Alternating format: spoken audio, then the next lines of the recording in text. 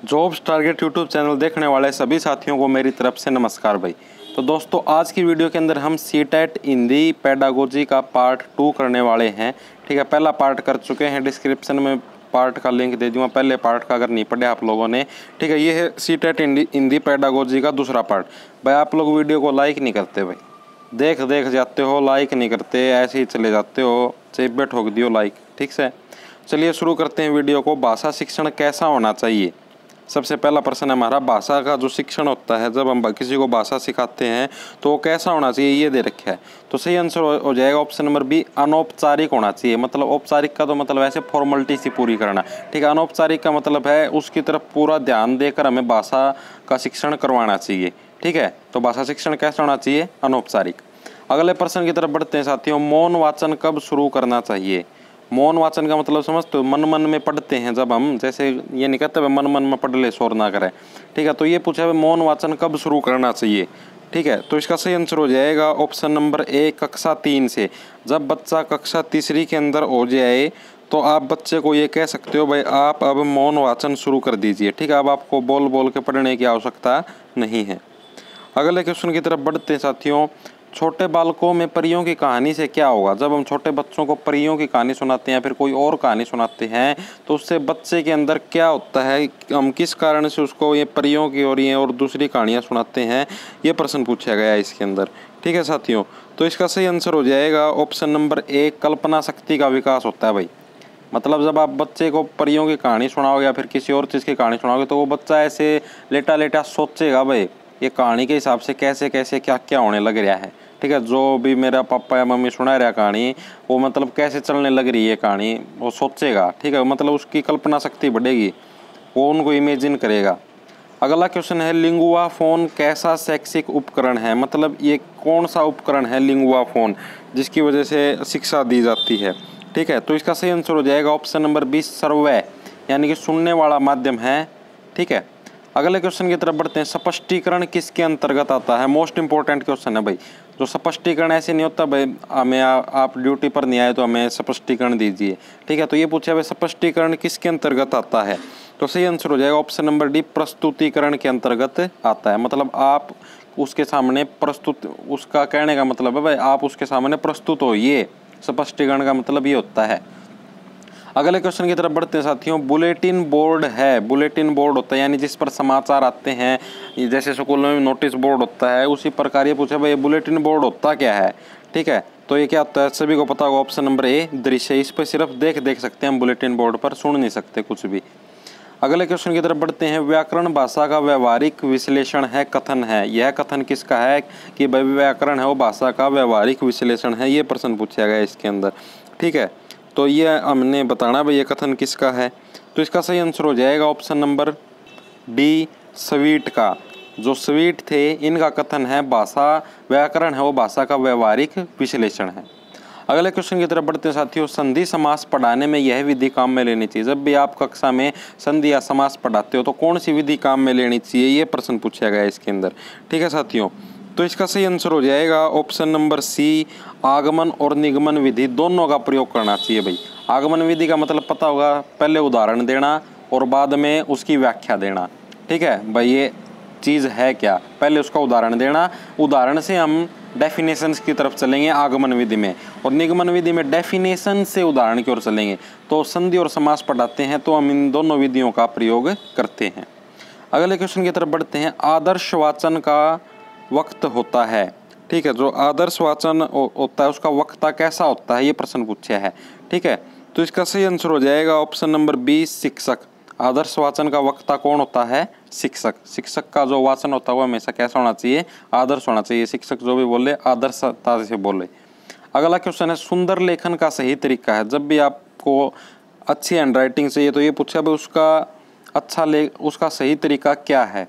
तो सही आंसर हो जाएगा ऑप्शन नंबर ए, श्रुत लेखन द्वारा। श्रुत लेखन का मतलब क्या है, सुनते सुनते लिखना, उससे अच्छी हैंडराइटिंग आती है। एक तो आप लोग किसी दूसरी बुक के अंदर से देख के लिखो, एक बोर्ड से देख के लिखो, और एक सुन के लिखो, जैसे कोई आपको बोल रहा है और आप लिखते जा रहे हो, तो उससे अच्छी हैंडराइटिंग आती है। अगले क्वेश्चन की तरफ हम बढ़ते हैं, दूरस्थ शिक्षण में होता है, जो दूरस्थ शिक्षण होता है उसके अंदर क्या होता है, ये प्रश्न पूछा गया है इसके अंदर। ठीक है साथियों, तो इसका सही आंसर हो जाएगा साथियों ऑप्शन नंबर डी, उपरोक्त सभी हैं। जो चारों है ना, स्व अनुदेशीय आधारित होता है दूरस्थ शिक्षण, सभी को शिक्षा पर पहुंच होती है दूरस्थ शिक्षण के अंदर, और बहुमाध्यम, उपागम और छात्र केंद्रित होता है। क्या होता है? दूरस्थ शिक्षण। ये तीनों इसके अंदर शामिल होते हैं। अगले क्वेश्चन की तरफ बढ़ते हैं हम। सत्य शाश्वत व अपरिवर्तनशील होता है, ठीक है, कथन का कौन सी विधि समर्थन करती है? भाई ये जो कथन है सत्य शाश्वत और अपरिवर्तनशील होता है, इस कथन का कौन सी विधि समर्थन करती है? तो इसका सही आंसर हो जाएगा भाई, इस कथन का कौन सी विधि समर्थन करती है? ऑप्शन नंबर बी, निगमन विधि है वो इस कथन का समर्थन करती है, ठीक है। अगला क्वेश्चन है, अमरूद जो शब्द है इसको सिखाने के लिए किस अधिगम का प्रयोग किया जाना चाहिए? जो अमरूद शब्द है इसको सिखाने के लिए कौन से अधिगम का प्रयोग किया जाना चाहिए? ये प्रश्न पूछा है इसके अंदर, ठीक है। तो इसका सही आंसर हो जाएगा ऑप्शन नंबर सी, अमरूद का चित्र। अगर आप लोग अमरूद का चित्र दिखाओगे तब बच्चा अमरूद अच्छी तरीके से सीख पाएगा वह अमरूद होता क्या है। अगला क्वेश्चन है, करिकुलम की रचना में प्रमुखतः ध्यान रखा जाता है। जो करिकुलम होता है इसकी रचना में प्रमुखतः क्या ध्यान रखा जाता है? ये प्रश्न पूछा है। सही आंसर हो जाएगा ऑप्शन नंबर ए, बालक का ध्यान रखा जाता है करिकुलम की रचना में। अगले प्रश्न की तरफ बढ़ते हैं हम। ध्वनि, शब्द एवं वाक्य रचना का ज्ञान हिंदी शिक्षण में किस उद्देश्य के अंतर्गत आते हैं? ध्वनि है, शब्द है और वाक्य रचना है, इसका ज्ञान हिंदी शिक्षण में किस उद्देश्य के लिए आते हैं? ये प्रश्न पूछा गया है इसके अंदर, ठीक है। तो इसका सही आंसर हो जाएगा ऑप्शन नंबर डी, ज्ञानात्मक, मतलब आपको ज्ञान देने के उद्देश्य से इनका हिंदी शिक्षण के अंदर प्रयोग किया जाता है। अगला क्वेश्चन है, मोंटेसरी ने कहा कि, मोंटेसरी ने क्या कहा है? ये प्रश्न पूछा गया है इसके अंदर, मोंटेसरी ने कहा कि, ठीक है। तो इसका हमें आंसर बताना है मोंटेसरी ने क्या कहा। ये चार ऑप्शन दिए गए हैं। सही आंसर हो जाएगा ऑप्शन नंबर सी, पहले लिखना फिर पढ़ना, यानी कि पहले हम लिखें और बाद में उसको पढ़ें। ये शब्द किसने कहे हैं? मोंटेसरी का सिद्धांत है ये। अगले क्वेश्चन की तरफ बढ़ते हैं। प्रोजेक्ट शब्द का सर्वप्रथम प्रयोग किया। जो प्रोजेक्ट शब्द है इसका सर्वप्रथम प्रयोग किसने किया? ये प्रश्न पूछा गया। सही आंसर हो जाएगा option number D, professor Richards ने प्रोजेक्ट शब्द का प्रयोग सर्वप्रथम किया है। अगला क्वेश्चन है साथियों, डाल्टन योजना का प्रवर्तक है, डाल्टन योजना है उसका प्रवर्तक कौन है? ये प्रश्न पूछा गया है। सही आंसर हो जाएगा option number D, Helen Parkhurst थे, ये डाल्टन योजना के प्रवर्तक थे।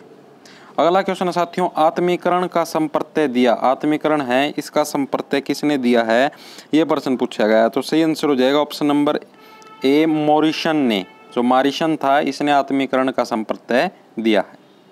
अगला क्वेश्चन है साथियों, बेसिक पद्धति का प्रचलन किया। जो बेसिक पद्धति है उसका प्रचलन किसने किया? ये प्रश्न पूछा गया है। इंपॉर्टेंट क्वेश्चन है भाई ये सारे। सही आंसर हो जाएगा option number A, MK. Gandhi ने बेसिक पद्धति का प्रचलन किया था।